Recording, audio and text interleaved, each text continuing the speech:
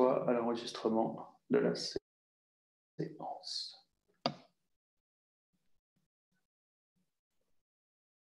Très bien. Donc, bonjour à toutes et à tous. Je vous présente Jérôme Favoulet, qui est un agitateur d'idées, qui intervient régulièrement à l'IMLG dans le cadre de la création d'entreprises. Vous l'aurez, pour ceux qui sont inscrits en Bachelor 3, vous l'aurez justement dans la création d'entreprises, dans le business plan. Et donc, moi-même qui assure les cours de sociologie des organisations et qui est particulièrement sensible à cette question du chef d'entreprise, de l'entrepreneur et des traits de caractéristiques qui lui sont liés. Donc, ce que je vous propose, c'est que dans un premier temps, Jérôme, on déroule une présentation en expliquant un petit peu nous comment on envisage et comment on voit le chef d'entreprise en argumentant. Vous verrez, il y a un certain nombre de points. Et ensuite, ce qui va être intéressant, c'est qu'on ouvrira au débat de manière à ce que nous puissions échanger les uns avec les autres. Et Lucas ou Jacques-François prendront les questions qui nous feront parvenir et auxquelles nous essaierons de répondre. Est-ce que tout le monde nous entend? Y a-t-il un problème de son? Non, pas de problème? Tout va bien? Non, c'est parfait. D'accord. Donc, pensez bien à couper vos micros pour éviter des interactions malencontreuses.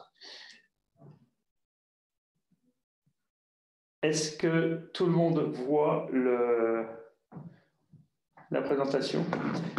Donc, juste pour l'intervention, Magali Orsini nous rejoint, c'est fabuleux. Prends donc place.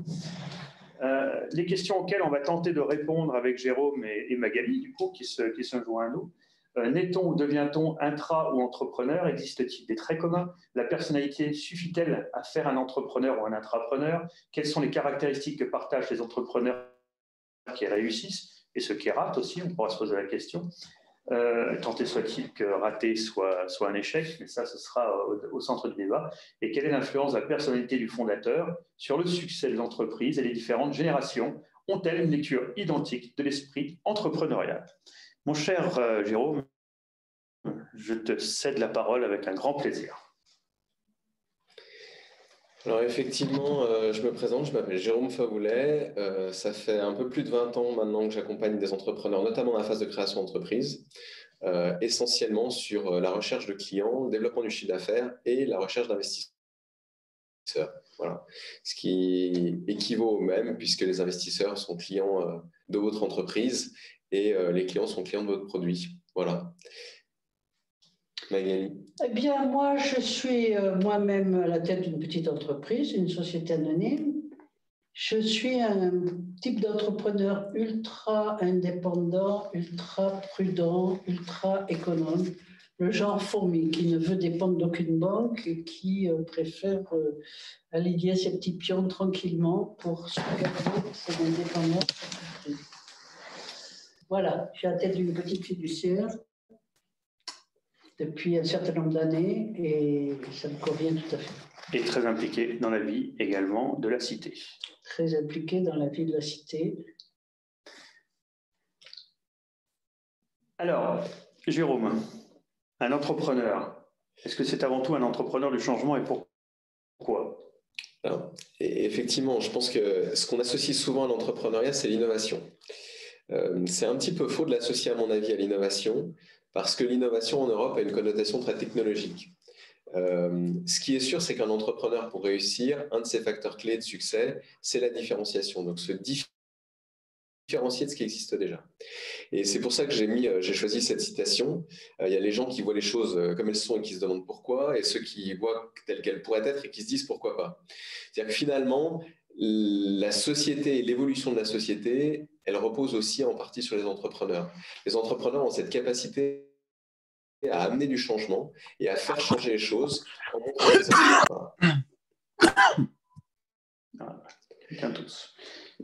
C'est un petit peu le principe, c'est amener le changement, être acteur du changement. J'aime bien faire le parallèle entre la vie de l'entrepreneur et quelque chose d'autre qui s'appelle le parcours du héros, qui est la base de nombreux ouvrages, livres, scénarios et autres. Et c'est effectivement cette personne qui va amener un changement dans le monde. Même s'il est petit, ce changement, c'est aussi cette capacité à poursuivre un idéal et à le réaliser. Magali? Ah, je dois dire qu'effectivement, dans mon domaine, je suis plutôt quelqu'un qui s'adapte au changement. Il y en a beaucoup. Il y en a beaucoup que promoteurs de changement, très honnêtement, à ce stade. Alors, ce que dit Jérôme Favoulet, et bien évidemment Magali également, est intéressant dans la mesure où un des traits de personnalité, quand on regarde sur le plan sociologique du chef d'entreprise et en particulier de l'intrapreneur ou de l'entrepreneur, la différence, elle est que l'intrapreneur monte une boîte à l'intérieur d'une autre, en fait. Donc, là, pour moi, outre la sécurité financière qui peut être assurée par la société qui vous emploie, il n'y a pas de différence sur les traits de personnalité. Du reste, je vais un petit peu casser l'ambiance en disant que pour moi, il n'y a pas de trait de personnalité de l'entrepreneur. Mais ça, ce sera un autre débat et ce sera le débat d'après. Ce que je voulais vous dire, c'est que intrapreneur, entrepreneur, pour moi, il n'y a pas une grande différence aujourd'hui, dans la mesure où on se rend compte que de toute manière, les jeunes générations qui arrivent sur le marché de l'emploi, j'ai envie de leur dire, elles sont un peu contraintes aujourd'hui à l'entrepreneuriat. Parce qu'on a un marché de l'emploi qui est dégradé, on a quand même des modes de fonctionnement par moments qui sont un peu archaïques. On discutait tout à l'heure avec Jérôme en se disant aujourd'hui, la fracture entre les anciens et modernes n'a jamais été aussi marquée avec cette histoire de crise. Il y a ceux qui s'adaptent, comme on est en train de le dire, qui vont avoir une grande appétence au changement, qui vont développer des agilités, qui vont développer des soft skills, comme tout le monde le dit aujourd'hui, et qui vont pouvoir faire face. Souvenez de ce vieil adage chinois qui dit que les dragons qui n'ont pas vu le temps arriver ou le temps passé se sont transformés en statues de pierre, ceux qui ont refusé le changement. On arrive aujourd'hui à ce genre de situation et l'entrepreneur, lui, il est obligé d'évoluer parce que s'il n'évolue pas, il meurt. C'est une question de survie. Ça renvoie également à un élément qui, à mon sens, est essentiel pour l'entrepreneur, c'est qu'il a envie de changer le monde. Contrairement à ce qu'on pense, l'entrepreneur, il n'est pas là que pour gagner de l'argent. Il y a une vraie cause toujours derrière. Je prends l'exemple, par exemple, de l'école qu'on a montée de toutes pièces avec mon épouse. Ici, on a envie de faire changer en amenant une nouvelle pédagogie, en essayant de comprendre comment les jeunes apprennent et justement de mettre en place des systèmes qui vont leur permettre de développer des compétences cognitives différentes. On a tous envie, quand on est entrepreneur, de changer le monde. Parce que sinon, eh bien, on rentre dans une boîte ou alors on fait autre chose. Mais l'entrepreneur, il a au fond de lui-même une vocation, c'est un appel un peu. Il y a un sens quasi religieux là-dedans, parce que vous verrez qu'il y a des sacrifices, il y a un certain nombre de choses, mais il a envie de faire bouger, il a envie à son petit niveau, comme tu le dis, mais c'est les perceptions de Leibniz, c'est comme ça qu'on fait bouger tout le reste du monde. Donc je crois vraiment que c'est un acteur du changement, indéniablement, c'est quelqu'un qui a une volonté de faire bouger les choses et d'améliorer le monde. L'ambition, la vision à court terme, moyen et long terme. Ouais, je vous reciterai un de mes collègues qui est également coach du programme Platine qui disait les entreprises sont orphelines de vision parce que les entrepreneurs sont orphelins d'ambition. Et c'est vrai qu'il y a de moins en moins d'entrepreneurs, quand on les accompagne, qui ont réellement une vision extrêmement claire de ce qu'ils veulent faire avec leur entreprise. On a l'impression que c'est un peu, on se laisse porter par les vents, on voit un peu où ça va, comment ça va évoluer.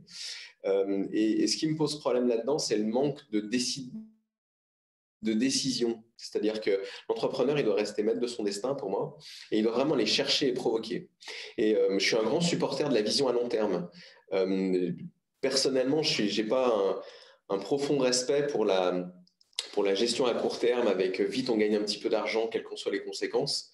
C'est peut-être pour ça que je me suis aussi engagé dans quelques projets de développement durable parce que je pense qu'il y a vraiment un regain à provoquer au niveau de la gestion à long terme, de se poser la question de pourquoi, quelles seront les conséquences des actes et on ne peut pas se dire après moi le déluge.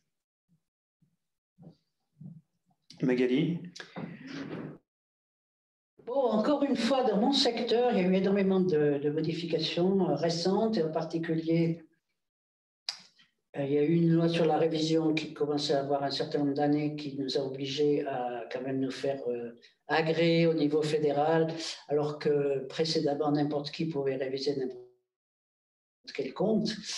Donc, moi, personnellement, j'ai repris des études sur le tard, j'ai refait les 3 ans de l'école de la chambre fiduciaire. Et c'est vrai que je vois encore maintenant que certaines choses sont remises en question au niveau fédéral. Ils veulent à nouveau supprimer le contrôle restreint.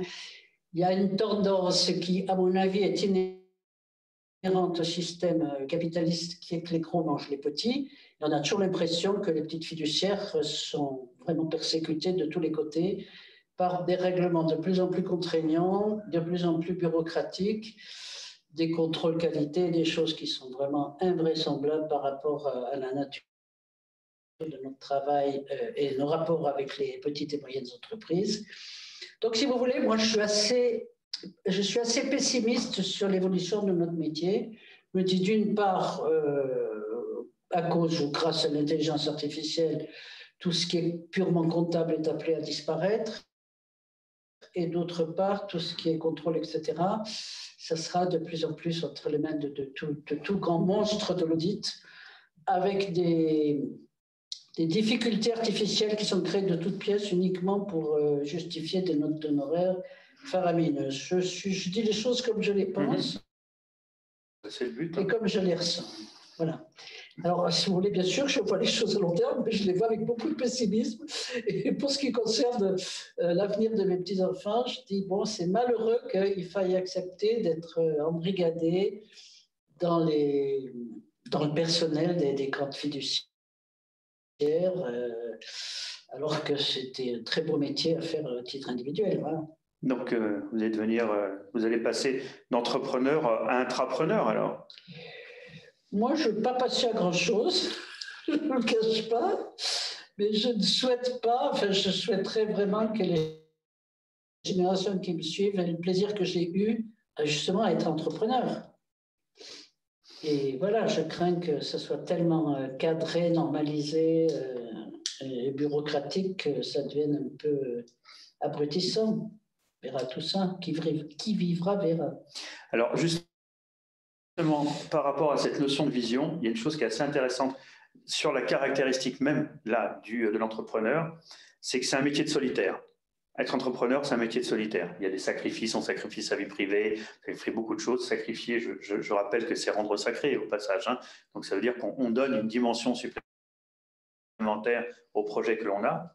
Mais on se rend compte que plus l'entreprise va grandir, l'entrepreneur va toujours être là, mais on va lui demander à un moment de renoncer un peu à sa vision.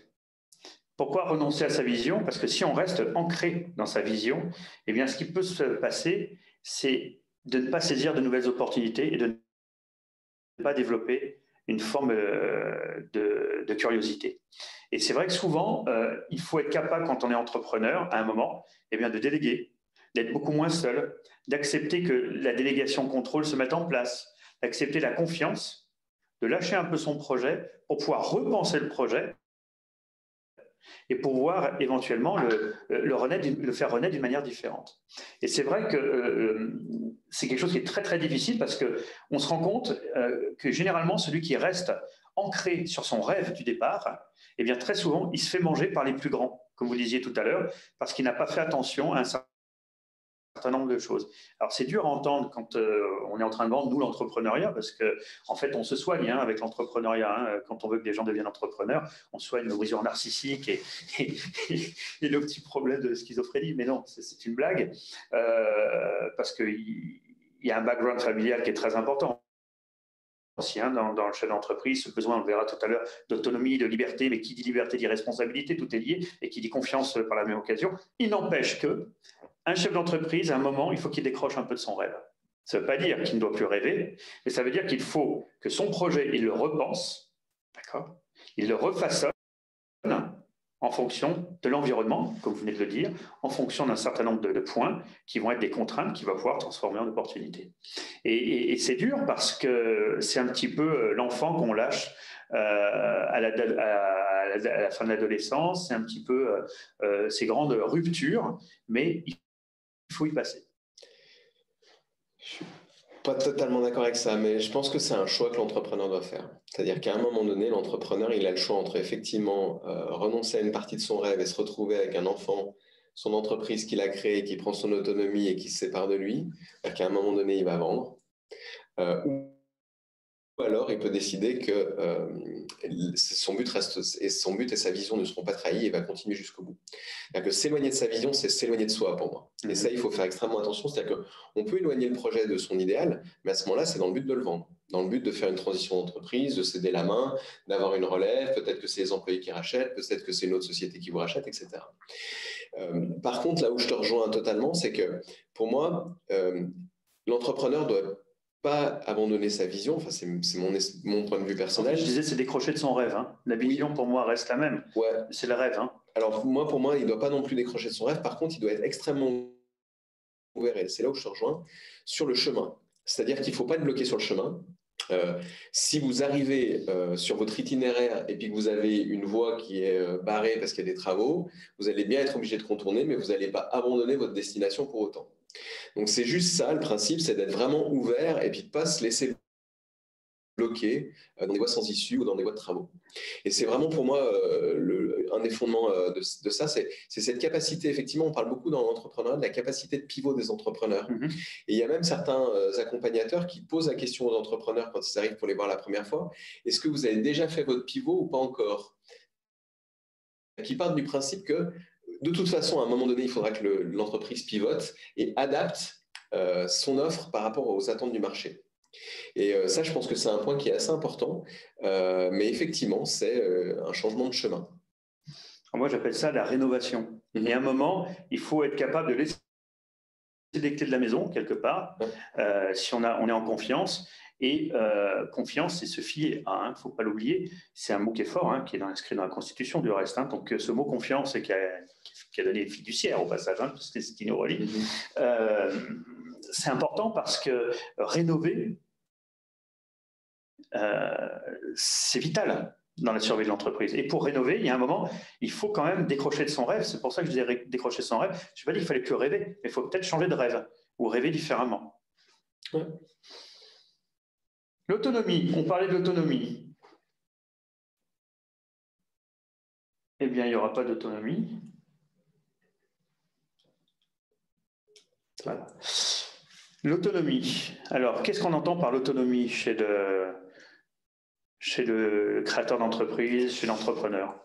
Alors, l'autonomie, c'est pour beaucoup de gens, il y a ce désir d'autonomie quand ils créent leur entreprise. Ils font un petit peu en parallèle, je veux pouvoir prendre mes propres décisions, je veux pouvoir être autonome dans la mise en place et l'organisation de mon activité, je veux pouvoir prendre mes propres directions. Moi, c'est une grande question pour moi. Est-ce que l'entrepreneur doit être autonome? Ça revient à ce qu'on disait tout à l'heure, c'est-à-dire qu'il y a des entrepreneurs qui le sont et d'autres qui ne le sont pas. Alors pourquoi il y en a qui ne le sont pas? Tout simplement parce qu'ils sont autonomes dans leurs décisions, mais ils ont très rapidement la nécessité ou le sentiment de nécessité de s'adjoindre d'autres compétences.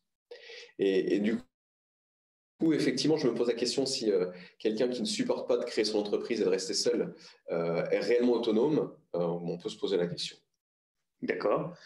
Magali, l'autonomie du chef d'entreprise? Bon, pour ce qui me concerne, c'est l'essentiel du plaisir. Hein. C'est vraiment... Mais je me suis toujours demandé si c'est un plaisir pour tout le monde, effectivement. Peut-être que moi, je suis spécialement indépendante et spécialement besoin d'autonomie et que d'autres sont beaucoup plus heureux en équipe et en intelligence collective, etc.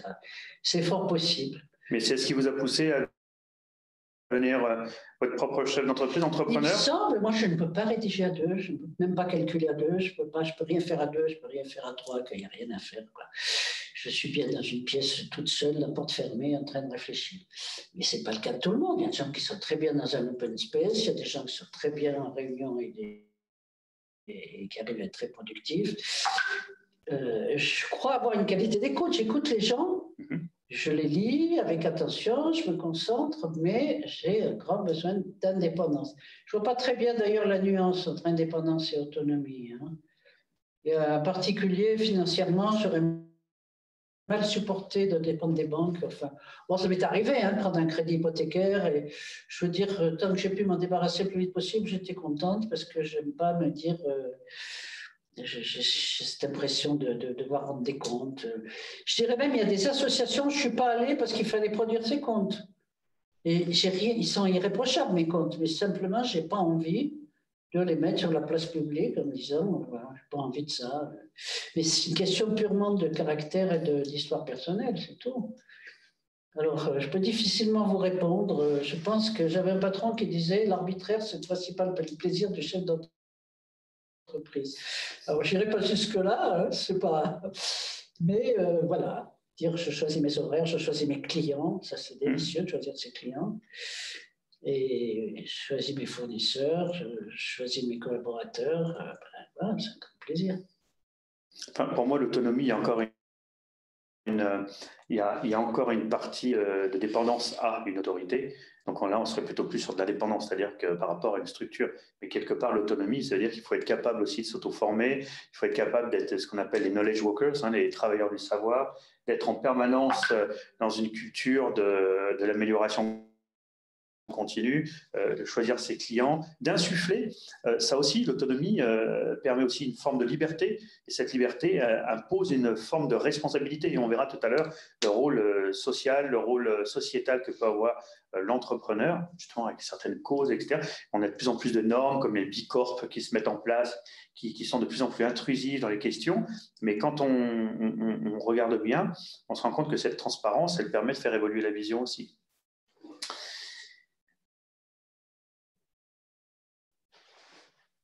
Autre caractéristique de l'entrepreneur, c'est cette capacité à trouver des solutions novatrices et à sortir des sentiers battus. Alors, je sais que cette diapositive est particulièrement dans ton cœur, donc je sais que tu vas nous la commenter avec brio. Je ne sais pas si ça sera avec brio, mais effectivement, moi, c'est une diapositive qui me tient à cœur pour deux raisons. La première raison, c'est cette nécessité d'innover et puis cette liberté de création, en fait.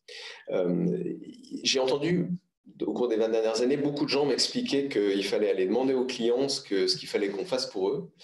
Et moi, je reste convaincu, comme les deux personnes qui apparaissent sur la slide, que les clients, il ne faut pas leur demander ce qu'ils veulent, il faut leur demander quelles sont leurs problématiques. Qu'est-ce qui vous embête? Qu'est-ce qu'on pourrait améliorer? Et après, la solution, c'est à nous de l'apporter, c'est à nous de la construire. Le client ne va pas faire tout le boulot à notre place. Et c'est justement cette partie de créativité, cette liberté créative sur la solution que je trouve passionnant dans l'entrepreneuriat. Mes clients, s'ils avaient déjà la solution avant que j'arrive, ben, j'aurais pas besoin d'y aller. Donc, il y a effectivement cette partie-là.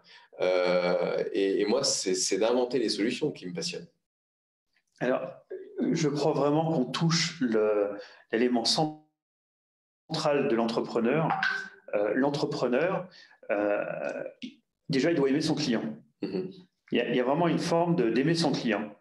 Je me rappellerai toujours un de mes vieux profs,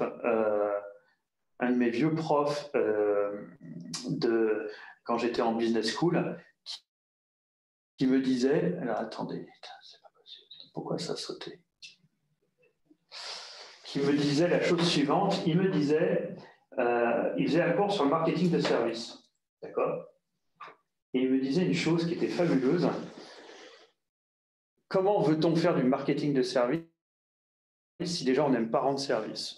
Et il observait les personnes qui demandaient quelque chose dans le campus et les autres qui lui répondaient n'importe quoi pour ne pas passer pour un piment parce qu'ils ne connaissaient pas la réponse.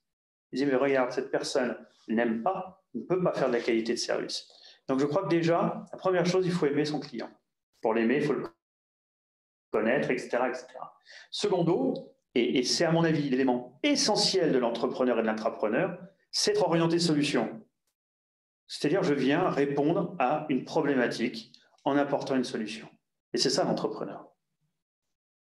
C'est un cherchant de solutions, quelqu'un qui est focus solution en permanence. Magali? Non, je suis d'accord.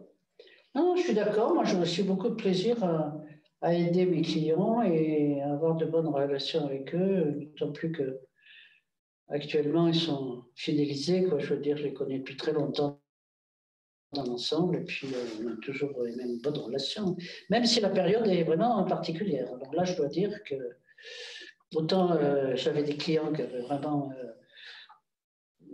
une progression régulière, tranquille, assurée, eux-mêmes avec clientèle fidèle, autant là, tout est vraiment bouleversé. inversé. Hein. Je ne sais pas ce que ça va donner au niveau de l'année prochaine, par exemple, au niveau de l'État et au niveau des recettes fiscales et au niveau de beaucoup de choses. Autre caractéristique, la négociation, la vente et l'art de convaincre. Jérôme? L'entrepreneur, il doit convaincre en permanence. Il doit déjà s'auto-convaincre au début. Ensuite, il doit convaincre des gens de monter avec lui dans le bateau, que ce soit des clients, des collaborateurs, des partenaires. Au départ, finalement, tout le monde a fonctionné sans son activité. Et puis, il doit se faire accepter. Je pense que c'est une partie qui est importante, avec quand même une partie des partenaires qui, quand on vient juste de débuter, moi, j'ai recommencé une nouvelle activité il y a 2 ans, c'est toujours un petit peu difficile. Les partenaires, ils se posent la question si on sera toujours là dans 1 an, dans 2 ans, dans 3 ans. Donc, ils ont toujours un petit peu de peine à nous faire confiance. Et puis, c'est d'acquérir cette confiance, de convaincre, de faire nos preuves, de montrer que ça va bien marcher. Et effectivement aussi, je pense, de convaincre sur la durée. C'est-à-dire que c'est pour ça que c'est important de dire convaincre et vendre, parce que dans la vente, certains peuvent avoir une image de on vend à court terme et puis on vend et on part en courant en espérant que le client ne va pas s'apercevoir qu'il s'est fait duper. Pour moi, ce n'est pas du tout l'objectif. C'est-à-dire qu'on doit vraiment créer des relations à long terme, fidéliser la clientèle. C'est tellement agréable de travailler avec des clients qu'on connaît depuis de nombreuses années. C'est vraiment un plaisir pour moi très important et il ne faut pas le sous-estimer. C'est aussi ce qui nous permet de ne pas remettre tout le métier sur la table tous les ans et d'avoir quand même une certaine tranquillité sur les années qui viennent. Quand on peut effectivement dans une période comme aujourd'hui se dire qu'on a déjà 50% du chiffre d'affaires de l'année prochaine qui est déjà signé, c'est quand même extrêmement agréable. Ensuite, on a vraiment... on va passer relativement rapidement parce qu'on a déjà couvert pas mal de choses, mais ça nous permettra de faire prendre corps à tout ce qu'on a dit. Connaissance de soi, la remise en cause. Hein, souvent, on aime dire que l'échec n'est pas fatal, mais le succès n'est pas total non plus. Hein.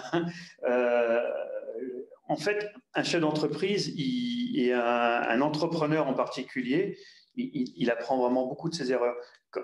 Par exemple, dans l'enseignement avec les étudiants, on travaille beaucoup sur le PBL, l'apprentissage par le problème. On se rend compte qu'en fait, de tous les problèmes, on est capable de travailler des hypothèses qui vont, in fine, mourir à notre place le jour, hein, on en parlait l'an dernier, qui mourront à votre place le jour où vous serez en situation. Eh bien, en ce moment, je peux vous dire qu'on a intérêt à travailler sur des hypothèses, parce que les scénarios qui sont en train de se dessiner, personne n'est capable de les anticiper. Hein. On déconfine en France voisine, on fait du mini-confinement ici, est-ce qu'on interdit telle rue, est-ce qu'on fait telle chose, est-ce qu'il y a telle réglementation, il va y avoir des changements complètement fous sur la capacité à se vendre. On parlait de vendre tout à l'heure, mais vendre en ligne, c'est pas la même chose, et avec un masque que de vendre de visu et en face à face. Alors ça crée des innovations. Je pensais à notre ami qui a créé la vitre, qui est la même chose que ce qu'on fait là, mais sauf qu'on tape sur une vitre et on se retrouve dans un bureau à côté, on peut être à 10 000 km. Ça amène aussi une forme de créativité, de pensée en dehors des box qui est vraiment très très intéressante. Mais en tous les cas, connais-toi toi-même et tu connaîtras tes dieux et le reste de l'univers, n'a jamais été autant à la page qu'en ce moment. Et profitons de ces moments de crise, justement pour préparer la paix qui arrive et qui devrait arriver, j'espère bien, d'ici quelques jours, semaines ou quelques mois. Magali, vous qui étiez pessimiste, je ne vous ai pas remonté le moral avec ça. Hein. Non, j'ajouterais que moi je suis dans un système où de toute façon on est contraint à une formation continue. Hein. On doit absolument, pour conserver nos agréments divers et variés, faire au moins 4 journées complètes de formation continue. C'est très bien que ce soit un devoir parce qu'on devrait le faire spontanément. C'est vrai qu'on apprend tout le temps, il y a toujours des nouveautés. Moi, je dois dire que sur le plan informatique, j'avais un ami qui disait c'est la première fois dans l'histoire où les enfants en savent plus que les parents. Et je dois dire que depuis mon premier ordinateur, c'est mon fils qui m'a mis le pied à l'étrier, si je puis dire, et qui me assure le recyclage permanent, parce que autrement, je crois que je serais complètement nul. Mais dans le domaine de l'expertise comptable, c'est vrai qu'il y a toujours des nouveautés fiscales, il y a toujours des nouvelles techniques. Je veux dire, on a l'impression que ça ça n'arrêtera jamais. Donc je pense que dans tous les domaines, c'est le cas en ce moment. Il y a un foisonnement qui est dû à la robotisation, qui est dû à l'intelligence artificielle, qui fait que ça n'arrête pas une minute. En fait, c'est même un peu inquiétant par moment. Enfin, on s'accroche et puis je pense que c'est à la fois un devoir et un plaisir de participer. Je pense que dès l'instant où on aime apprendre, je dis toujours, on est sauvé. J'ai toujours peur qu'il y ait des enfants qui soient dégoûtés d'apprendre rapidement et pour toujours. Parce que j'en ai rencontré, et ça, je trouve, c'est criminel. Il faut absolument veiller à ça, qu'il y ait toujours un plaisir à apprendre des nouvelles choses. Mais ça ramène aussi, en termes d'éducation, à quelque chose qui nous est cher, c'est l'entreprise de soi. C'est de comprendre qu'on n'a pas besoin d'un coach que quand on est sportif de haut niveau.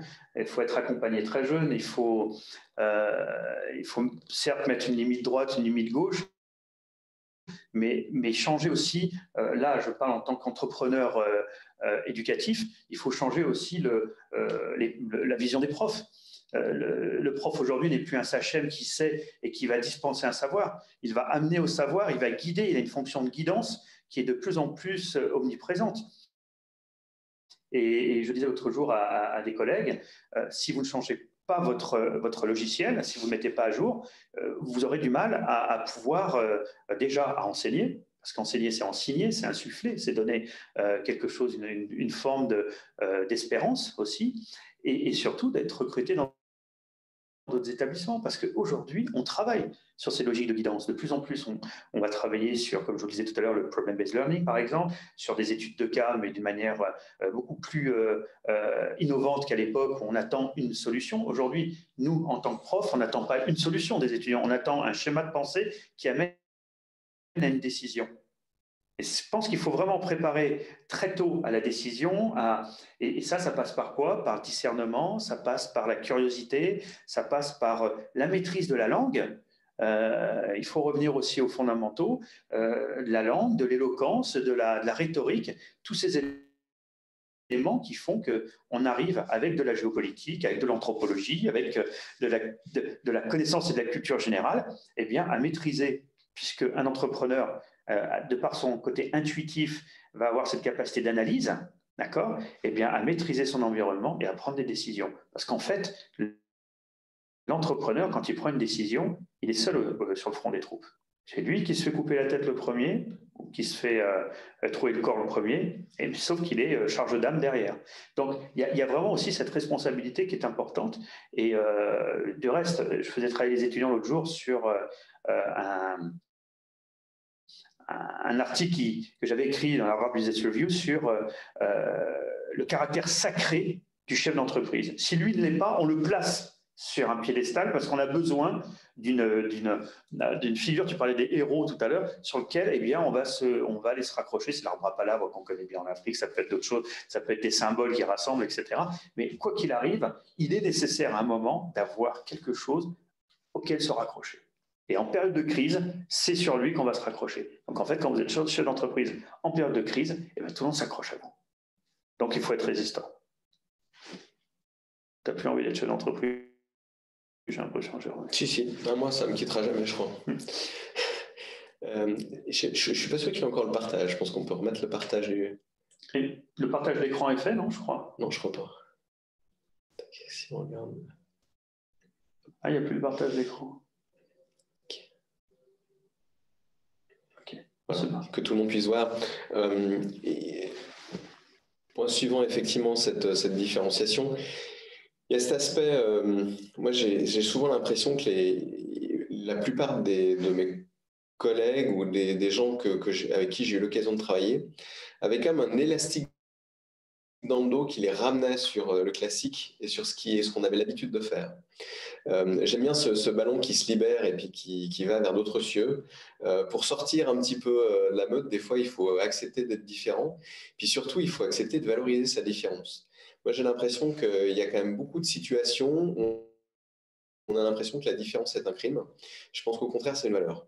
Et je trouve extrêmement intéressant de travailler avec les entrepreneurs là-dessus sur qu'est-ce qui fait que votre entreprise est particulière, qu'est-ce qui fait qu'elle ne ressemble pas aux autres et comment on peut faire pour la rendre encore plus différente. Alors, un autre trait, on en a parlé l'empathie, le sens de l'écoute, Magali, vous en avez parlé, la curiosité. Il y a un élément qui, à mon sens, est essentiel, c'est la détermination et la ténacité. Le chef d'entreprise doit être tenace, parce que sinon, c'est très, très compliqué. Jérôme, Magali? Tout à fait. Tout à fait. Ça, c'est évident que rien n'est simple, rien n'est facile, rien n'est donné, rien n'est évident. Et il faut de toute façon de l'endurance, de la discipline, ben voilà. Et de l'organisation. De l'endurance, capacité de travail supérieure, le chef d'entreprise et l'entrepreneur, c'est au départ des nuits et des nuits et des nuits. Du reste, il y a une très bonne étude qui est sortie, je pourrais vous communiquer les références et les sources sur les temps de sommeil des entrepreneurs. C'est assez surprenant de voir que le temps de sommeil est mis à mal et des temps de récupération aussi. Moi, je pense que sur cet aspect-là, il y a quand même deux choses. La première chose, c'est de faire attention à ce qu'on fait de sa vie et comment on alimente son corps, comment on l'entretient aussi. Je pense qu'il ne faut pas casser la machine. Mais il y a quand même un élément qui me paraît important. J'ai assisté à une formation, enfin j'ai suivi une formation il y a quelques mois, où en fait la personne tentait de nous expliquer que quand on était aligné, quand on faisait quelque chose dans lequel on croyait réellement et qui nous donnait vraiment du plaisir, on pouvait travailler beaucoup plus d'heures que quand on fait quelque chose à contre-cœur.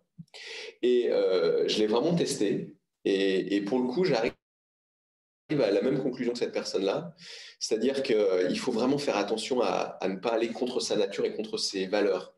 Et plus on va dans le sens de notre finalement de ce qui nous fait vivre et ce qui nous fait respirer, en fait, moins on fait d'efforts.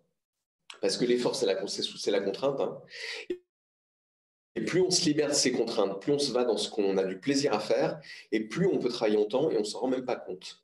Alors après, il y a l'équilibre vie personnelle et vie professionnelle, qui est quand même à faire attention, effectivement, de ne pas passer à côté de ses petits-enfants pour Magali ou de mes enfants pour moi, mais je pense qu'il y a aussi cette partie-là qui est très importante. On a tendance parfois à se laisser un petit peu embarquer par notre motivation et notre volonté de bien faire. Tout est important, mais effectivement, si on fait attention à notre corps, si on l'entretient bien et si on fait ce qu'on aime, on peut travailler énormément d'heures sans vraiment porter ombrage à sa santé. Et ça, c'est quelque chose de très important. Dernier article que nous avons écrit avec Alexandra Toledo sur justement la santé des dirigeants, qui est très intéressant. Pour ceux qui sont intéressés, je vous le ferai parvenir parce qu'il a été publié dans une revue scientifique et qui montre vraiment que entre solitude, porosité, vie privée, vie professionnelle, etc., on a quand même aujourd'hui, avec les nouvelles générations qui arrivent, des vraies variantes de l'entrepreneur par rapport à tout cela. Hein, il y a quand même une préservation de la vie perso qui est beaucoup plus marquée que nous pouvions l'avoir. Du reste, quand on était en école, on ne parlait jamais de sa vie privée, c'était quasiment une profanation. Hein, fallait surtout pas parler de vacances, de temps de repos. Il fallait bosser. Ce qui ne veut pas dire qu'aujourd'hui on ne bosse pas. Mais on ose aussi dire qu'il y a un environnement et que cet équilibre il repose bien pas uniquement sur le travail. Ça nous amène donc aux questions dont tu viens de répondre, hein, l'implication, la motivation, cette question de l'intelligence émotionnelle aussi, qui devient centrale, puisqu'elle fait partie de l'équilibre, de l'intuition, du discernement et de l'alignement, nous venons d'en parler, et de ce que Magali n'aime pas, c'est-à-dire l'optimisme. Moi, j'aime bien cette petite phrase de Baden-Powell, qui était quand même le patron des scouts, qui a créé les scouts, et qui nous dit que l'optimisme, c'est quand même une forme de courage qui donne confiance aux autres et qui mène au succès. Donc, mais moi, j'ai beaucoup d'admiration pour les pessimistes. Moi, je dis toujours, je suis une pessimiste joyeuse. Je crois que j'ai une forme de courage, plutôt de confiance. Simplement, je suis pessimiste. J'ai l'impression que je suis lucide, tout simplement, en fait. Bon, je ne vois pas la vie en rose, je ne vois pas un avenir rose, mais ce n'est pas ce qui va me faire pleurer tous les matins quand je me réveille. Je veux dire, non, on est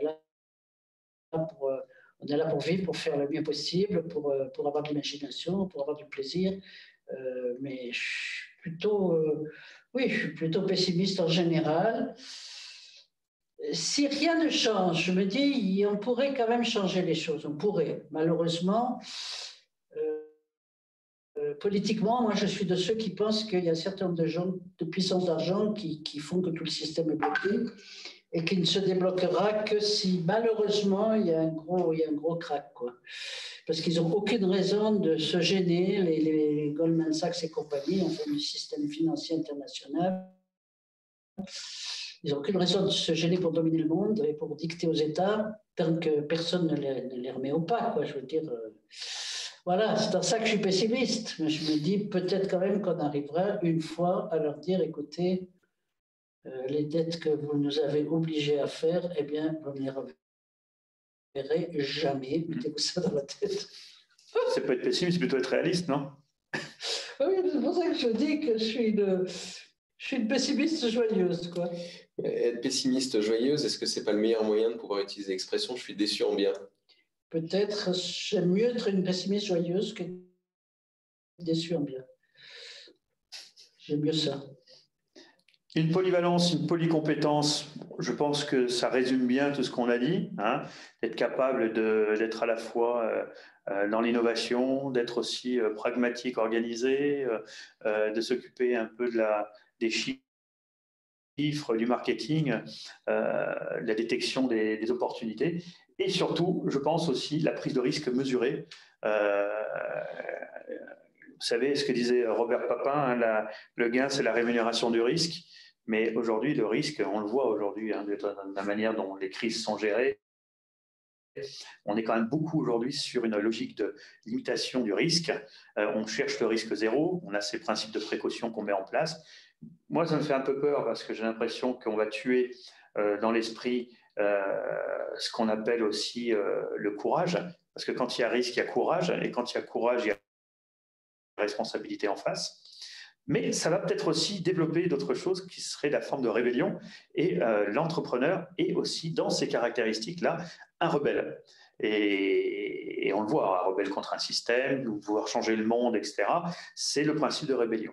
Donc, cette prise de risque mesurée, je pense qu'elle est vraiment l'ADN aussi du chef d'entreprise qui se risque dans la décision qu'il va prendre. Je pense il y avait une étude il y a quelques années qui rapprochait l'entrepreneur du cascadeur, c'est-à-dire que le cascadeur qui n'évalue pas chacun des risques dans son moindre détail, c'est un cascadeur mort. Donc à partir de ce moment-là, effectivement, l'entrepreneur, il doit aussi prendre des risques en permanence, mais des risques, moi c'est ce que je disais souvent, l'entrepreneur c'est quelqu'un qui va faire un saut dans le vide en étant conscient qu'il peut se faire mal, mais qui va faire le saut où il ne peut pas se tuer. Et c'est un petit peu ce principe-là, c'est de ne pas prendre n'importe quel risque, pas n'importe comment. C'est des risques qui sont mesurés, calculés, pondérés, et surtout, il faut que le risque en vaille la peine. C'est-à-dire que l'objectif, ce n'est pas juste de prendre des risques pour prendre des risques. C'est un peu, vous voyez, je me souviens de l'époque où on a rénové la SARL en Suisse parce qu'elle a toujours existé, mais elle était dormante, il n'y en avait pas. Et puis quand on a doublé le capital de l'ASA, brusquement, on a dû fleurir les SARL. Et elles sont faites pour ça, elles sont faites pour limiter le risque au capital d'une petite société. Par rapport au risque de se faire saisir tous ses biens, tous ses biens personnels, si on reste un réseau individuel. Donc, c'est une bonne chose. Et c'est vrai qu'il y en a beaucoup qui tentent le coup, qui perdent leurs 20 000 francs ou leurs 50 000, et puis qui s'arrêtent là. Il y a quand même beaucoup de faillites. Hein. Il faut quand même regarder les feuilles d'avis officielles pour s'en rendre compte. Mais c'est vrai que c'est des risques calculés, que les sociétés à responsabilité limitée sont faites pour ça, comme leur nom l'indique. Tout à fait.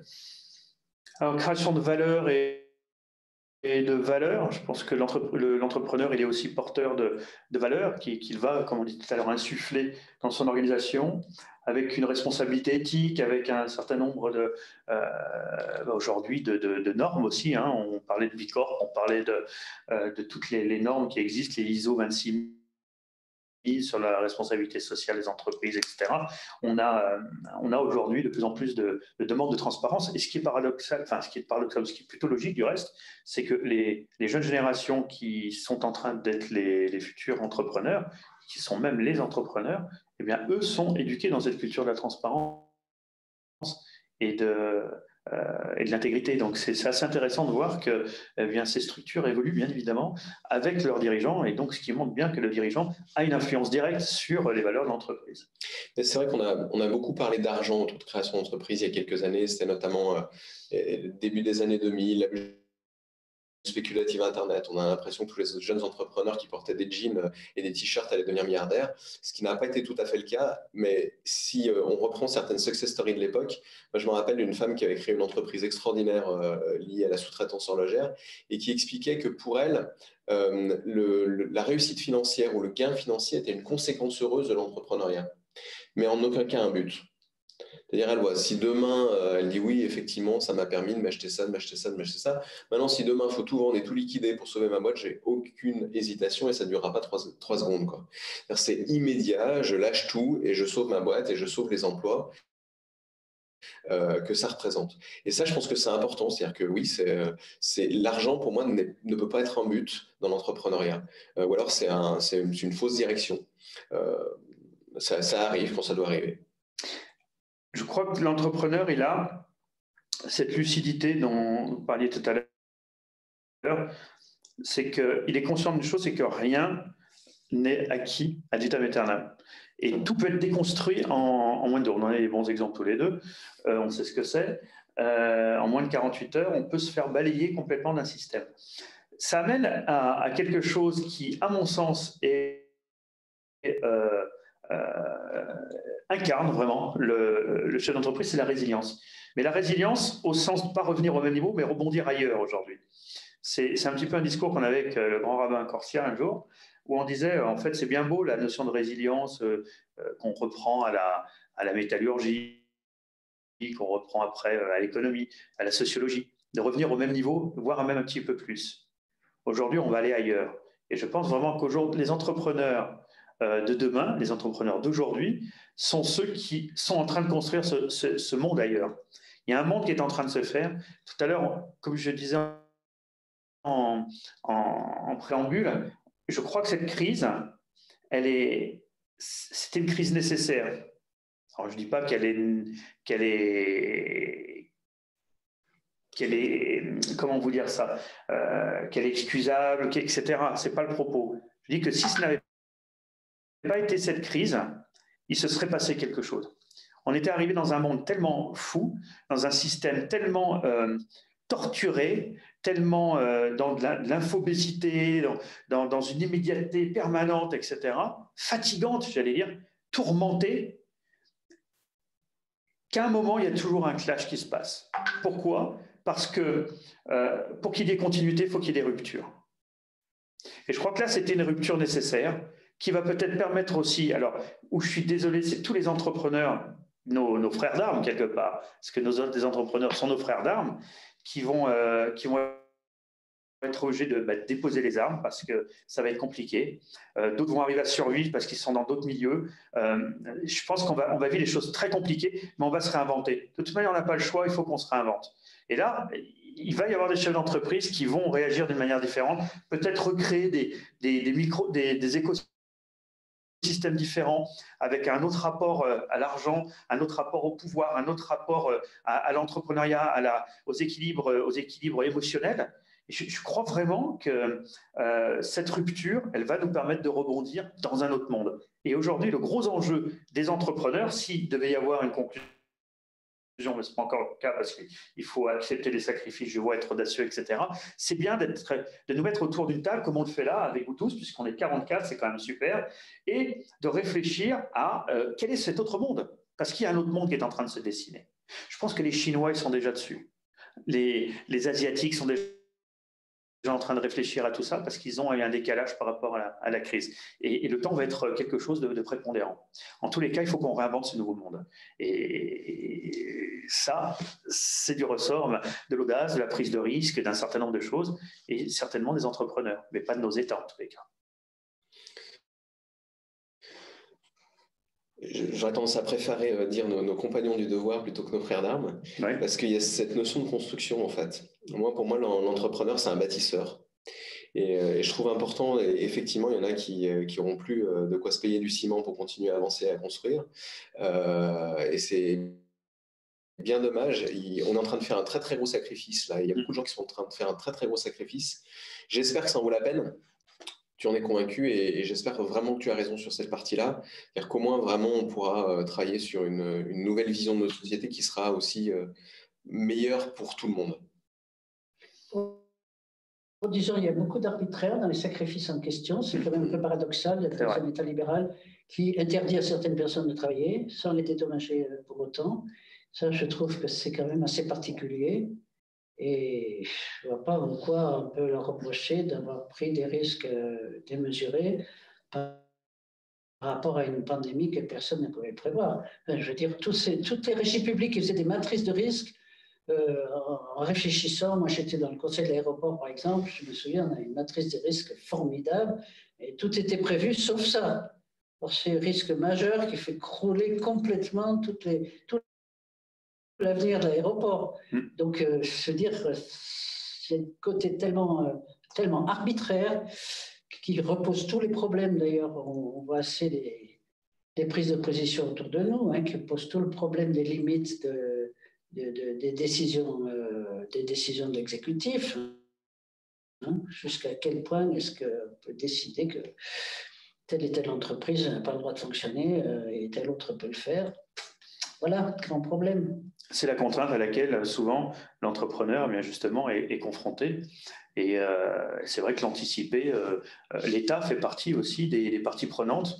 Lorsqu'on est entrepreneur, il faut donc développer des réseaux, il faut travailler le positionnement de sa boîte au sein d'un cluster, etc. Ça fait partie aussi du job de l'entrepreneur. Se former en permanence, on le disait, on a déjà abordé. Moi, j'aime bien Bruce Lee là-dessus, qui nous dit que la vie elle-même est ton professeur. Et si tu es dans un état d'apprentissage permanent, je crois vraiment que la vie, c'est la meilleure école. Et avant de terminer, je te laisse cette belle photo, puisque c'est toi qui en es à l'initiative. Ouais, j'aime bien cette phrase qui ne plante jamais ne récoltera jamais, parce qu'il y a le côté planter effectivement des graines, mais il y a aussi le fait de se planter. Et je pense que c'est important. Il y avait une question, c'est est-ce que l'entrepreneur, c'est quelqu'un qui sait accepter l'échec? Je pense pas que l'entrepreneur, c'est quelqu'un qui sait accepter l'échec, c'est quelqu'un qui sait le vivre. Et c'est un petit peu différent entre vivre et accepter. C'est-à-dire qu'il a la capacité d'encaisser ses échecs, mais ça n'est en aucun cas une bonne nouvelle pour lui et c'est jamais une bonne chose. Il y a toujours, voilà, c'est quelqu'un qui sait perdre mais qui n'aime pas perdre. Et donc, cette question essentielle pour moi, c'est, alors ça c'est ma vision d'entrepreneur, quand on est entrepreneur, soit on choisit de matérialiser ses rêves, ou alors on décide de participer à la construction de ceux des autres. Pour moi, c'est vraiment ça l'entrepreneur, c'est j'ai mon rêve, je le matérialise au quotidien. Sinon, je choisis un autre rêve qui est celui d'un autre et je l'aide à matérialiser son rêve. Ce qui en soi n'est pas négatif, mais c'est une question de posture. Je crois vraiment que l'entrepreneur, il a cette posture de dire ce rêve, je vais me le construire, je vais l'assumer. Et puis, quand je pourrais peut-être changer de rêve, etc. Alors que de l'autre côté, on n'est pas garant du rêve. Soit on y est, soit on n'y est pas. On passe aux questions? Allez, passons aux questions. Alors, 19 questions. Lucas, est-ce que vous êtes là? Alors, je suis bien là, Richard. Eh bien, la première question, je vais me permettre de vous la citer. Elle est de Léonard, qui est parmi nous. Pourquoi l'écosystème genevois d'aide à l'entrepreneuriat se concentre sur les projets, idées et produits plutôt que sur des profils entrepreneuriaux, visionnaires, responsabilité sociale, etc. Bon, ça, c'est une question qui est pour toi, Jérôme. Je ne sais pas si je partage ce constat. Je pense qu'il ne faut pas non plus sous-estimer toute l'action, notamment de l'incubateur de la Chambre d'économie sociale et solidaire, par exemple. Il y a tout un tas d'orientations aussi d'acteurs qui vont dans ce sens-là. Je pense que le virage a peut-être été un peu tardif, mais je trouve que le virage se fait. Donc, je n'ai pas l'impression de faire le même constat que vous. Et on a un petit peu de retard. Voilà.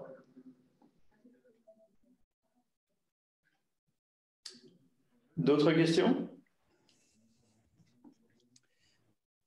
Avez-vous d'autres questions, mesdames et messieurs? Nous n'avons pas reçu d'autres questions sur le chat. Ah, Romain.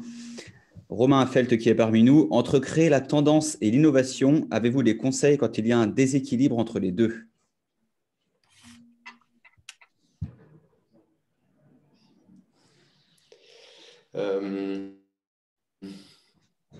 C'est vous, Romain, qui posez la question. Qu'est-ce que vous entendez véritablement? Qu'est-ce que vous mettez en opposition? Vous pouvez brancher votre micro si vous voulez. En fait, je veux parler de, par exemple, lorsqu'on a un projet qui est principalement axé sur créer une tendance et sur un autre qui est l'innovation.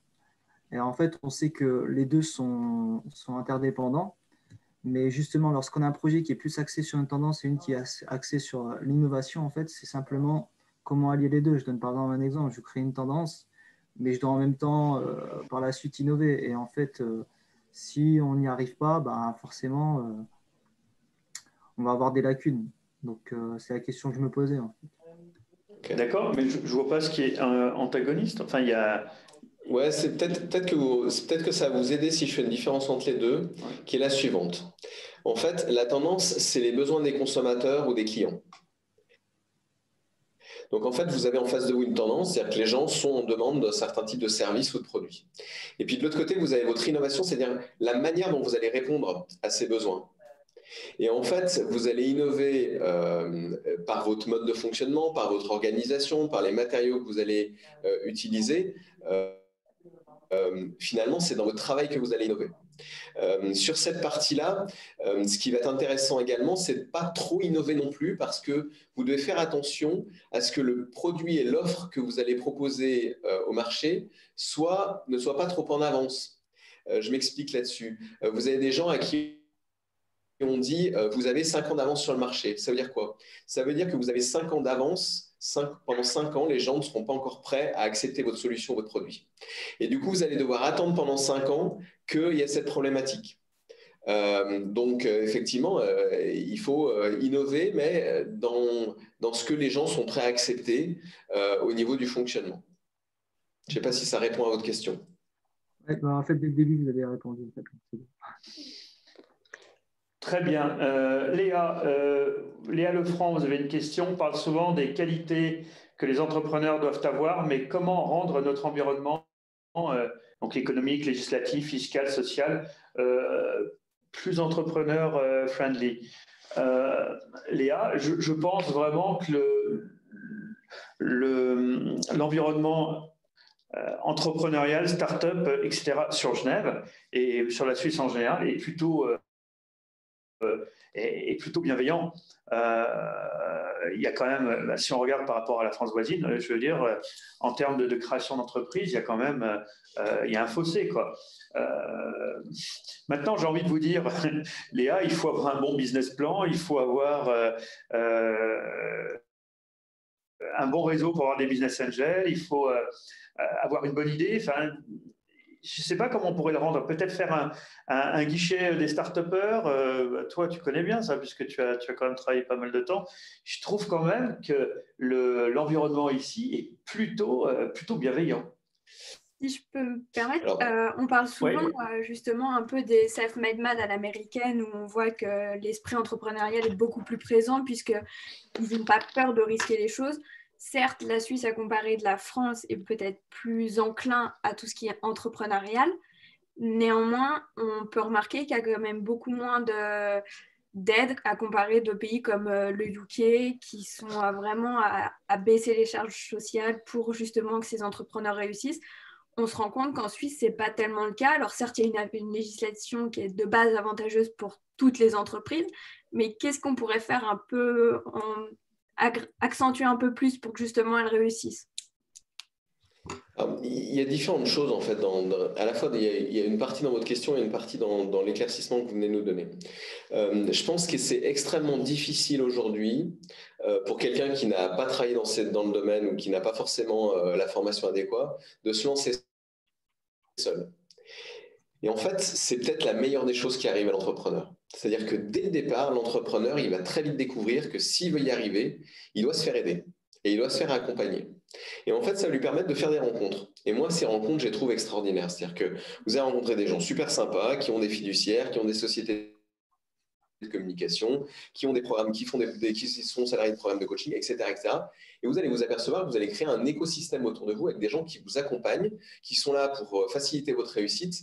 Et ça vous donne les prémices de la construction d'une équipe et de cette formidable chose qu'elle partage au niveau de l'entrepreneuriat. Ça, c'est la première chose. La deuxième chose, c'est sur le fait d'avoir une autre vision dans d'autres pays. Oui, il n'y a pas la même vision dans tous les pays. On s'aperçoit que plus les pays sont favorables en termes d'entrepreneuriat, plus on a un taux d'échec important. Donc, ce n'est pas forcément toujours si facile que ça. Il y a cette culture, effectivement. Moi, j'ai été notamment frappé en faisant partie d'une délégation à Tel Aviv, où le maire de Tel Aviv nous expliquait qu'il n'y avait qu'un seul habitant de Tel Aviv qui n'était pas entrepreneur et qu'on l'avait devant les yeux, c'est pour ça qu'il l'avait invité.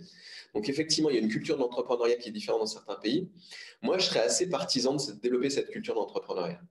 Alors, effectivement, peut-être qu'on se dit que tout le monde ne peut pas être entrepreneur. Bah si, peut-être que tout le monde peut être entrepreneur.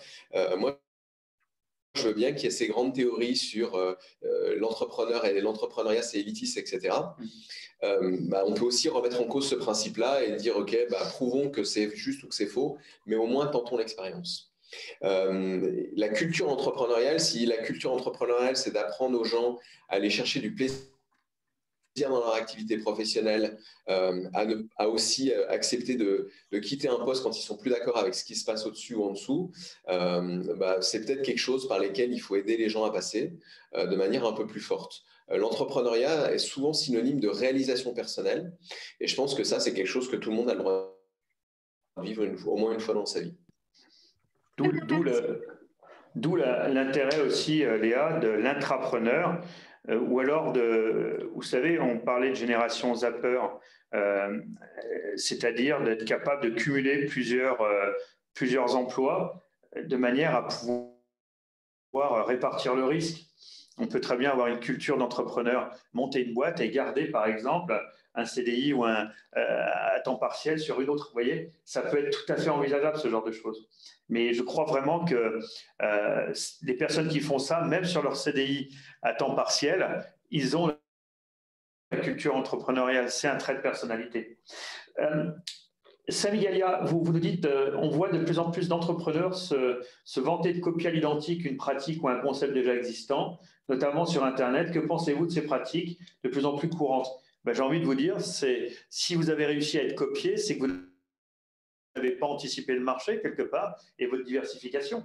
Moi, c'est comme ça que je vois les choses. Si vous avez un métier à forte valeur ajoutée et que d'un seul coup, vous le retrouvez sur le net et que vous ne l'avez pas protégé et que vous n'avez pas vous-même anticipé, c'est peut-être ce que j'appelais tout à l'heure se décrocher de son rêve et arrêter de vivre sur une rente de situation et se repositionner, rénover son projet, c'est peut-être ça aussi.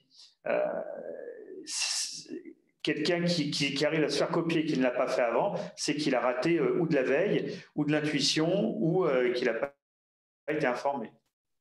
Est-ce que je peux me permettre de réagir sur ce que vous venez de dire, monsieur? Bien sûr. Pour aller dans ce sens-là, en fait, c'est la situation que je vous exposais, c'est quelque chose qui m'est arrivé assez récemment, où j'ai été inscrit à un workshop qu'on voit de plus en plus sur les vidéos YouTube maintenant, des gens qui se vendent de présenter un workshop. Voilà, je vais vous présenter mon concept, etc.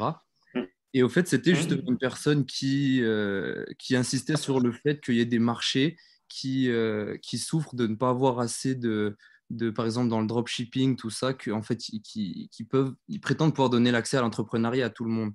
Alors, ils disent que justement, ils copient juste des choses qui existent déjà, puisque apparemment, il y a une demande qui est trop forte comparée à l'offre. Et en fait, ils se contentent juste de reproduire. Alors, est-ce que c'est des entrepreneurs ou c'est des opportunistes seulement, ces gens-là? L'entrepreneur est un opportuniste parce qu'il saisit des opportunités. Alors après, vous placez là-dedans l'éthique, la morale, vous mettez ce que vous voulez.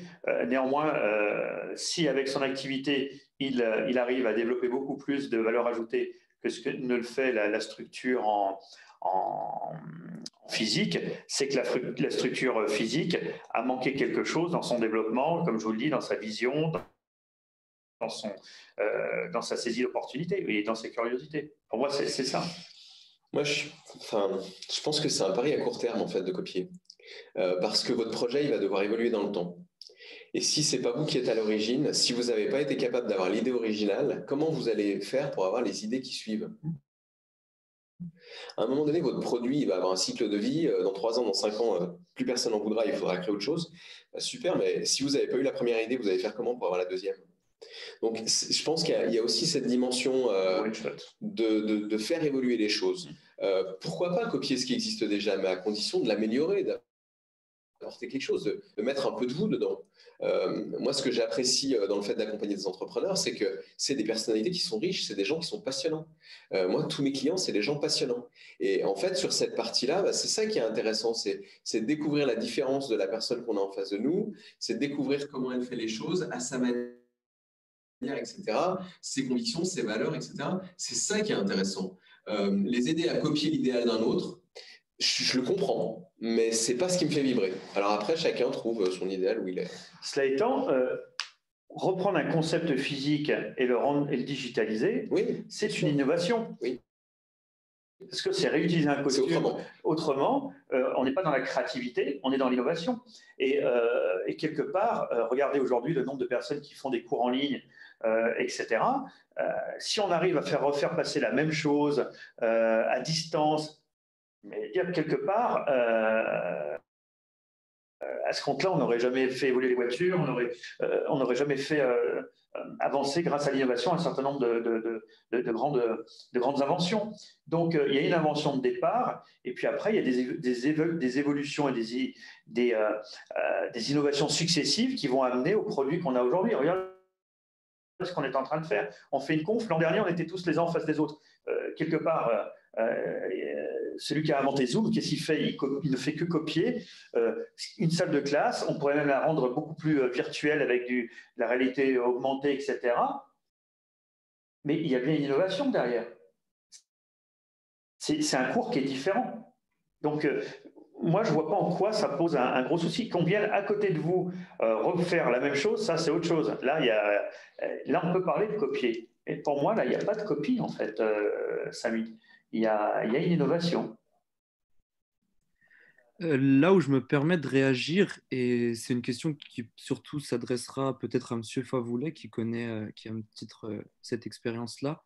Du coup, justement, le type de personne que j'ai décrit auparavant dans ma question précédente, qui dit, en fait, on voit de plus en plus de gens, de jeunes personnes pour la plupart, dire oui, tout le monde peut devenir entrepreneur. Dans ce cas, vous pouvez vous lancer avec à moindre coût, ça vous coûtera rien, aucun investissement, ça vous coûtera très peu de temps. Alors, est-ce que c'est de l'intox, si on peut dire ça comme ça, ou est-ce qu'il y a vraiment des nouvelles méthodes et on peut devenir, en fait, tout le monde est peut-être amené à justement à entreprendre de cette manière-là?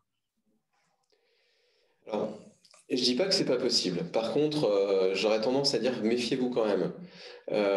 Moi, ce que j'ai vu, c'est que la plupart du temps, quand on nous explique qu'on peut réussir sans travailler et sans faire d'efforts et sans mettre d'argent, la plupart du temps, c'est des gens qui vous vendent des licences et en fait, ils se font leur argent là-dessus. Voilà. Effectivement, si j'arrive en 5 minutes à vous vendre à tous une licence à 20 000 balles, je vais être très riche à la fin et les promesses que j'aurais faites n'engageront que ceux qui y ont cru et total, vous retrouverez avec avoir perdu 20 000 francs. Donc faites attention quand même aux arnaques. Moi, j'en ai pu passer beaucoup. Dans le domaine de l'entrepreneuriat, il y a un peu ce côté on vend du rêve. Il y a des gens qui tournent et qui sont là-dessus. Est-ce que certains ont des recettes magiques? Voilà. Moi, j'ai eu un des projets que j'ai eu au tout début de ma carrière, c'est quelqu'un qui m'expliquait qu'il avait une solution qui permettait de trouver les résultats, les chiffres qui allaient sortir au loto. La première question que je lui ai posée, c'est mais du coup, pourquoi vous cherchez de l'argent? Si vous avez la solution pour gagner au loto, vous gagnez au loto et vous n'avez plus besoin d'investisseurs. Donc à un moment donné, effectivement, vous avez plein de gens qui vous lancent du rêve et qui vous lancent des paillettes. Mets des paillettes dans ma vie, mais c'est pas toujours réel. C'est-à-dire qu'à un moment donné, est-ce qu'il vaut mieux des paillettes ou des sentiments ou de la réalité? Ça fait partie des choses et des choix à faire. Géraldine juge, est-ce que l'instinct a pour vous une place importante dans la vie d'un entrepreneur? Auriez-vous des exemples? L'instinct, qu'est-ce que l'instinct, l'intuition, le discernement, ça se travaille en fait, Géraldine. Hein, c'est un travail aussi d'accumulation d'expériences, d'échecs desquels on s'est relevé. Je pense que plus on a eu des échecs, plus la notion d'instinct s'aiguise. Parce qu'on sent quand il y a un feu vert, un feu orange ou un feu rouge, quand on a la personne en face de soi. Donc l'instinct, il y a un instinct de préservation et de protection qui se met en place quand on est entrepreneur et qu'on a pris des coups. Mais très souvent, l'entrepreneur, ce qui est assez paradoxal, moi je parle pour moi, je pense que je pourrais parler pour toi, Géo, c'est qu'il va au-delà de cet instinct et il se dit, mais de toute façon, je vais y aller. Il y a une notion un peu suicidaire chez l'entrepreneur. Suicidaire sans vouloir se tuer. Hein. Suicidaire, c'est pas de suicider, hein, c'est de suicidaire. C'est qu'il y a un moment, à force de se risquer, on a envie d'aller savoir jusqu'où ça peut aller. Et moi, il m'est arrivé plusieurs fois de me planter en sachant pertinemment que la personne qui serait en face, il allait y avoir quelque chose, parce qu'on sent, quand un outil est mal emmanché, on le sent tout de suite. Néanmoins, on se dit ça peut valoir le coup d'essayer, on peut peut-être en tirer quelque chose. On peut tirer certaines choses d'endroits où notre instinct nous a dit attention. Et c'est toute la différence entre le chef d'entreprise et l'entrepreneur, chef d'entreprise et le salarié d'entreprise. C'est que l'entrepreneur, il est à la fois sa tour de contrôle, il est à la fois le pilote, et c'est à lui d'évaluer la situation, le principe de contribution-rétribution, et de savoir si ça vaut le coup d'y aller ou pas. Moi, je ferai un parallèle avec l'intuition.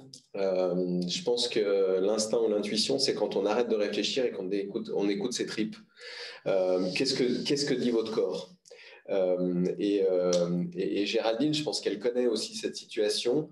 C'est que parfois, on arrive à un instant où on doit développer son entreprise.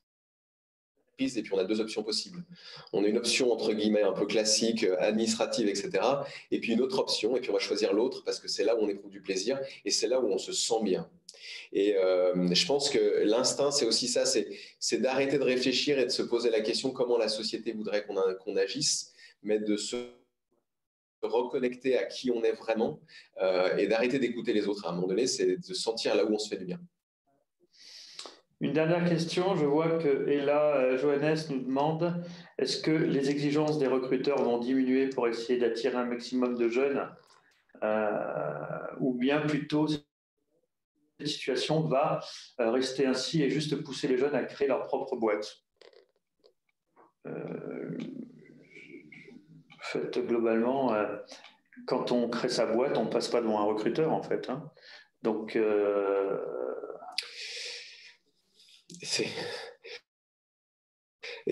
à un moment donné, enfin, je sais pas, on a quand même l'impression dans certains cas qu'avant 35 ans, on est trop jeune et après 45 ans, on est trop vieux. Du coup, si notre vie professionnelle, elle se résume à 10 ans, on a intérêt à beaucoup cotiser pendant cette période-là. Je pense que ça fait partie des non-sens qui se sont créés petit à petit. C'est pas toute la société qui fonctionnait comme ça, mais certains recruteurs ou certaines entreprises fonctionnent un peu comme ça. Je pense que c'est entre guillemets un non-sens. Si ça permet finalement, si ça provoque le fait que les jeunes se lancent dans l'entrepreneuriat et puissent s'éclater pendant quelques années et se poser réellement la question, est-ce que j'ai envie d'être salarié ou est-ce que j'ai envie d'être entrepreneur, je pense que c'est une bonne chose. C'est-à-dire que pendant de très nombreuses années, on avait une propension à l'entrepreneuriat chez les jeunes diplômés en Suisse qui était quasiment nulle. Et je pense que ça, c'est dommage. Je pense que tout jeune diplômé, quand il sort d'école, il doit pouvoir se poser la question, est-ce que j'ai envie d'être salarié ou est-ce que j'ai envie d'être entrepreneur ? Et la réponse, elle n'est pas définitive. C'est-à-dire qu'on peut très bien commencer comme salarié ou commencer comme entrepreneur et après faire un croisement, repasser sur l'autre catégorie, etc. Je pense qu'à chaque étape de sa vie, à chaque changement, on doit pouvoir avoir le choix et le luxe de se poser cette question-là. D'où la nécessité en permanence d'apprendre, d'aller, d'être dans cette amélioration continue, le lifelong learning, etc. C'est ça. Raja Fateh qui nous dit quelles peuvent être les contraintes qui freinent le développement d'un projet entrepreneurial. Je pense qu'on a un peu résumé. Hein. Ça peut être des contraintes de crise, ça peut être légal, ça peut être aussi sur le plan personnel, hein, un certain nombre de choses. Ça peut être aussi la recherche de fonds, même si tout à l'heure, Jérôme, tu nous disais que les fonds, c'est un peu la cerise sur le gâteau. Ça peut être une question pour moi de réseau. On n'a peut-être pas le bon réseau au bon moment. Puis ça peut être aussi une contrainte interne, c'est qu'on n'est peut-être pas fait pour être chef d'entreprise, être entrepreneur. Ouais, moi je répondrais différemment. Il y a tout un tas de contraintes que vous pouvez tous imaginer. Il y en a peut-être deux où vous aurez peut-être plus de mal à les trouver. La première, c'est les barrières mentales. Le fait de s'empêcher de réussir. Je le vois chez plein d'entrepreneurs. Et dans ces barrières mentales, il y a le fait de s'empêcher de réussir, mais il y a aussi le fait de ne pas oser. Tout à l'heure, Léa nous disait que dans d'autres pays, c'est beaucoup plus facile, etc. Je vais vous raconter une petite anecdote. J'avais un entrepreneur qui revenait des États-Unis qui me disait « Ouais, les États-Unis, c'est dingue au niveau de l'entrepreneuriat. » Je fais « Ah ouais, mais qu'est-ce qu'il y a là-bas qu'il n'y a pas ici ?» Puis il me dit « Mais tu ne te rends pas compte, c'est complètement différent. » Je fais « Ah ouais, c'est-à-dire, donne-moi un exemple. » Il me dit « Par exemple, tu as envie de rencontrer un entrepreneur, tu lui envoies un mail, tu fixes un rendez-vous avec lui, et puis ça y est, tu as le rendez-vous, tu rencontres le gars, quoi. » Il me dit « C'est complètement dingue. » Puis je lui dis « Mais tu as essayé de le faire ici ?» Il me dit « Ouais. » Je dis « Et alors, ça marche ou ça marche pas ?» Il fait oui, quand on envoie des mails, les gens ils te répondent et puis ils te reçoivent. Je fais « Alors c'est quoi la différence ?» Il me dit « Ouais, mais ici j'ai toujours un peu peur de le faire, j'ose pas. Puis je me dis que la personne ne va pas me répondre. » Non. C'est pas, je me dis que la personne ne va pas me répondre. Fais-le et tu verras si elle te répond pas. Si elle te répond pas, t'envoies un mail de relance et puis tu lui dis voilà, peut-être que mon mail est passé à côté. N'oubliez pas, serait-il possible de se rencontrer? Mais en fait, il y a plein de choses qu'on n'arrive pas à faire ici, juste parce qu'on n'ose pas le faire. Très bien. Ça fait 1h30. Je pense qu'on va cesser. Merci à toutes et à tous d'avoir participé à ce webinaire. Merci Jérôme, merci à Magali qui est retournée en cours. Et si vous avez d'autres questions, vous connaissez, vous avez reçu une invitation, vous n'hésitez pas à écrire sur les adresses mail. Très belle fin de journée à toutes et à tous et portez-vous bien. Prenez soin de vous.